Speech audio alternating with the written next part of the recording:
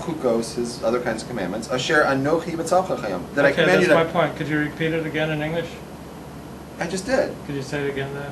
Okay. You should guard yourself lest you forget God, your God. Okay, that's it. How did you get from How that? do you forget God? You forget God by not observing His commandments. How do you remember God? You remember God by observing His commandments. You don't remember God by going, oh, God, I remember you. You remember God by following in the ways that He commanded. But that's not what you just said.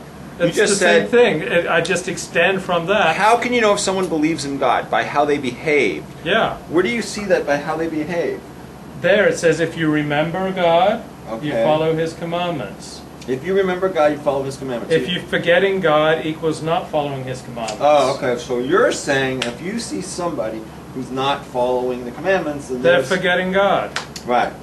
And if they're following the commandments, they're remembering God. And that's irrespective of whether they say, oh, I believe in God, or oh, I don't believe in God. They're living a righteous life. They're remembering God through their behavior. That's a stretch. Okay. What about, is it more of a stretch when I told the story about the broad in Las Vegas? No, it's not that much of a stretch. Not that much of a stretch? That was way over the stretch. Okay. Okay. But now, at least you explained it. I wouldn't have figured that one out without opening up the book. Okay. Okay, Deuteronomy chapter 9, verse 1. You will drive out nations greater and mighty than you. Kind of reminds me of the success of the modern state of Israel against their more numerous enemies. You know what would have been nice? Mm-hmm. If the state of Israel, anyone running the government Mm-hmm. or the army or anything, had acknowledged God Right. when those things happen. Yeah. Okay, just like 3,200 years ago, Jews are once again in a conflict with their neighbors, with people who sacrifice their children to their gods, just like the Muslim Palestinians who send their kids to blow themselves up in the modern state of Israel, sacrificing their kids, just like the people that the Canaanites that the Jews encountered 3,200 years ago would sacrifice their kids. What did one Palestinian mother say to the other? Kids, they blow up so fast these days.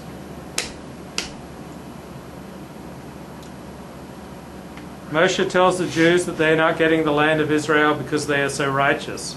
This has echoes to this day. The secular Jews who founded the modern secular state of Israel. They didn't get it because they were so righteous. Moshe had an unparalleled relationship with God, yet Moshe was angry and miserable much of the time. So you can have an amazing relationship with God, and it's not enough. We need people too. We need relationships as well with human beings, not just with God. What does God want?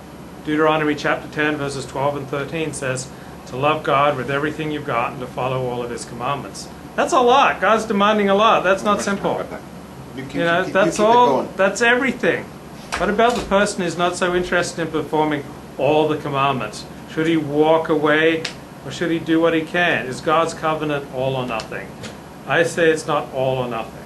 So for instance, for me, I think it's a great thing that the modern secular state of Israel, that this was created, and it was largely created by secular Jews. So even though they weren't Torah observant, even though they didn't keep the Sabbath and the Jewish dietary laws, and they didn't pray 3 times a day, still they did something that was great. They created a state of Israel where Jews could be saved.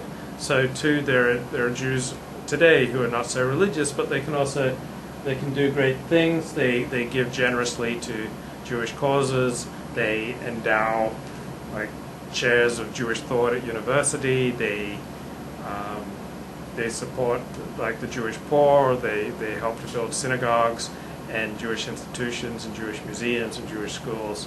So for me, the commandments are not all or nothing. Like, do what you can, do more. Deuteronomy chapter 10, verse 16. Do not stiffen your neck.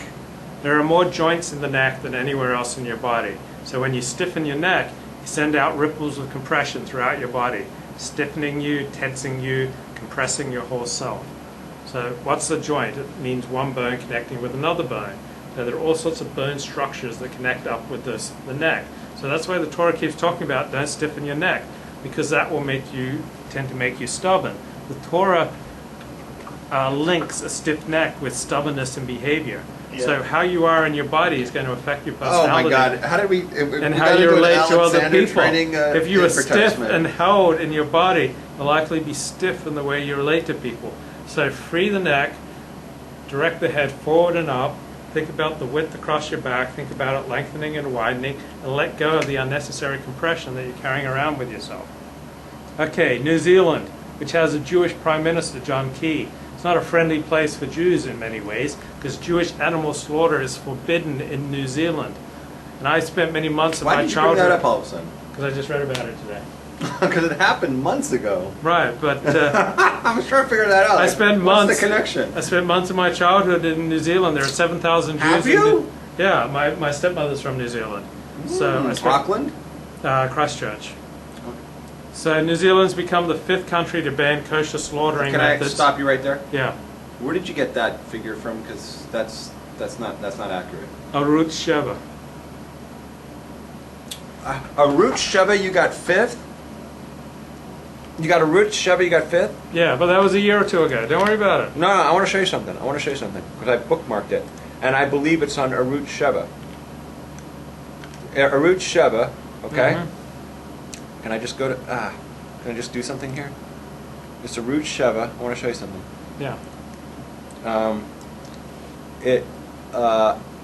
Banning kosher slaughter. Here's way more than 5. There's Latvia, Sweden, Norway, Finland, Estonia, and Lithuania, right? And that's just So that's 6. that's in the EU. Then there's also Iceland. 7. Yeah, there's more. There, I don't know what you were quoting. Plus, this is not even accurate because there's also Holland is very close to. They've already passed it in the lower house. It's on its way up to the upper house right now to ban it. And you know what else they left out? Croatia, and also they've left out Croatia. They've left out Denmark, and they've left out provinces in Austria. There's a lot of anti-Semitism out there. Okay, go ahead. I was just trying to figure out where you came up with 5, and it's like 10. Okay, so that's all I wanted to say. Do you have any thoughts on... Nah, we went really long. This is You can never go too long with Torah. It's a 2.5-hour show tonight. Let's Wow. check on the chat room. Is there anybody left? Just rip out. Everybody else died.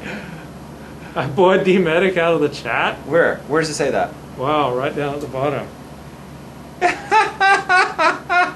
We're down to Reb Taco. Reb Taco, do you have any questions, man? Let's scroll up. He didn't get bored. It's 12:30 at night. We're in Toronto. What? So Reb Taco, this is your chance to ask questions, I'm man. still hanging in there. He's hardcore. We went long tonight, and these people, almost all of them, are on the East Coast, I think. So that was a good show. I got to tell it. It's been like a month, 6 weeks since I told a good sex story. Dude, you talk sex every week. But I haven't told a good story like that in like 6 weeks. I'm like back in the zone. You're back in the zone. All right, wrap it up, and I'm going to hit the stop recording. What else? What else do we need to talk about? It's tell them next week, same time, same channel. So important that the kids stay in yeshiva and stay off the crack. Okay, I'm hitting everything. Okay.